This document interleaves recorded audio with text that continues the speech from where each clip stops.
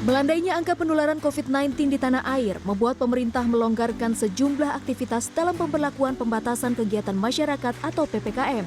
Salah satunya dengan melakukan uji coba pembukaan 20 tempat wisata di wilayah Jawa Bali periode 14 hingga 20 September 2021. Pembukaan tempat wisata ini hanya berlaku bagi daerah berstatus PPKM level 3 dan level 2.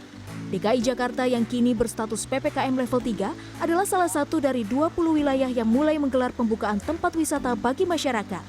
Sejumlah tempat rekreasi di kawasan Ancol telah beroperasi kembali dan bisa menerima pengunjung mulai Selasa 14 September lalu.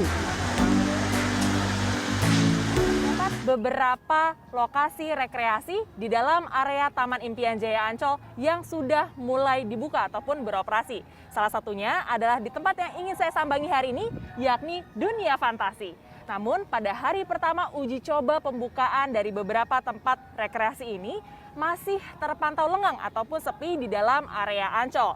Salah satu faktornya adalah karena faktor cuaca. Sejak pagi hari ini memang kawasan Jakarta dan sekitarnya diguyur hujan, sehingga minim ataupun sedikit sekali orang yang memutuskan untuk bepergian ataupun berekreasi pada hari ini yang bertepatan dengan hari kerja.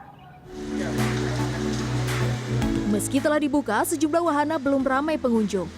Untuk mengantisipasi membludaknya wisatawan, terutama pada hari libur nasional dan akhir pekan, pengelola Taman Impian Jaya Ancol telah menyiapkan beberapa hal. Antara lain memperketat protokol kesehatan mulai dari pintu masuk, memastikan seluruh pengunjung memiliki aplikasi Peduli Lindungi dan sudah divaksinasi, serta menjual tiket secara online. Di sisi lain, pengelola kawasan wisata Ancol juga memperketat pemantauan dan pengaturan di dalam area wisata oleh Satgas setempat agar tidak terjadi penumpukan pengunjung. Kawasan wisata Ancol mulai beroperasi pukul 6 pagi hingga 9 malam setiap hari. Yang datang sistemnya adalah pembelian secara online. Jadi pengunjung itu akan datang itu prediktif, akan terprediksi bahwa besok misalnya Dufan 10.000, Siwet 5.000, Pantai 10.000, semua terprediktif. Nah begitu udah malam itu pagi kita udah penuh, akan kita ban. Udah kita cukup, kita nggak akan jual gitu. Pemandangan serupa juga terjadi di daerah istimewa Yogyakarta. 3 lokasi wisata di daerah istimewa Yogyakarta, yakni Kebun Binatang Gembira Loka, Tebing Breksi, dan Hutan Pinus Mangunan, mulai dibuka kembali pada Selasa 14 September lalu. Bagi pengelola Gembira Loka, pembukaan ini menjadi kabar gembira karena kebun binatang ini telah tutup sejak pertengahan tahun 2020 akibat pandemi COVID-19. Namun uji coba pembukaan tidak serta-merta membuat kebun binatang Gembira Loka diserbu wisatawan. Adanya aturan yang harus dipatuhi, seperti pembatasan kapasitas dan usia pengunjung membuat puluhan calon pengunjung dilarang masuk ke kebun binatang Gembira Loka.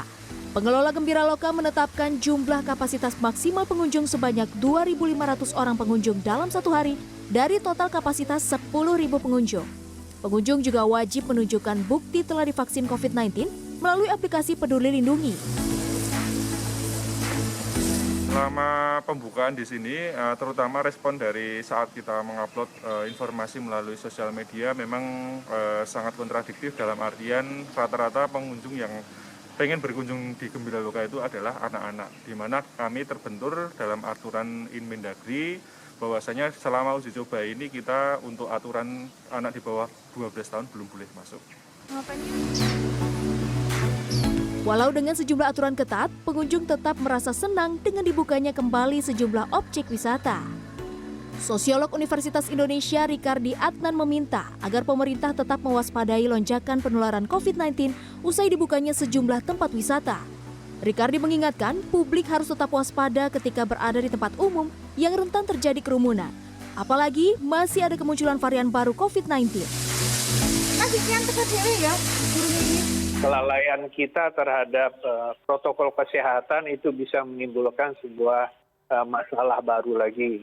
Dan dengan adanya varian-varian yang katakanlah kalau varian Delta sudah masuk, tapi kan masih ada beberapa varian yang dari luar yang juga menggunakan. Oleh karena itu, yang penting adalah bagaimana kita tetap waspada, kita tetap mematuhi protokol kesehatan. Pendapat senada juga diungkapkan Menteri Koordinator Bidang Kemaritiman dan Investasi Luhut Binsar Panjaitan. Luhut mengingatkan pentingnya protokol kesehatan dan percepatan vaksinasi untuk terus menekan pandemi. dan mewaspadai euforia pelonggaran yang berlebihan untuk mengurangi potensi melonjaknya kembali penularan COVID-19. Penurunan level PPKM di berbagai kota menyebabkan banyak euforia dari masyarakat yang tidak disertai dengan implementasi protokol kesehatan dan penggunaan peduli lindungi.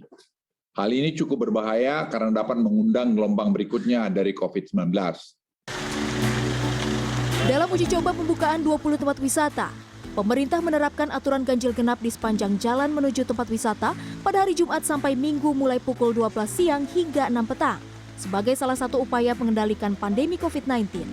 Aturan ini bermaktub dalam Instruksi Menteri Dalam Negeri Nomor 42 Tahun 2021 tentang PPKM level 4, level 3, dan level 2 COVID-19 di wilayah Jawa dan Bali. Tim Liputan CNN Indonesia.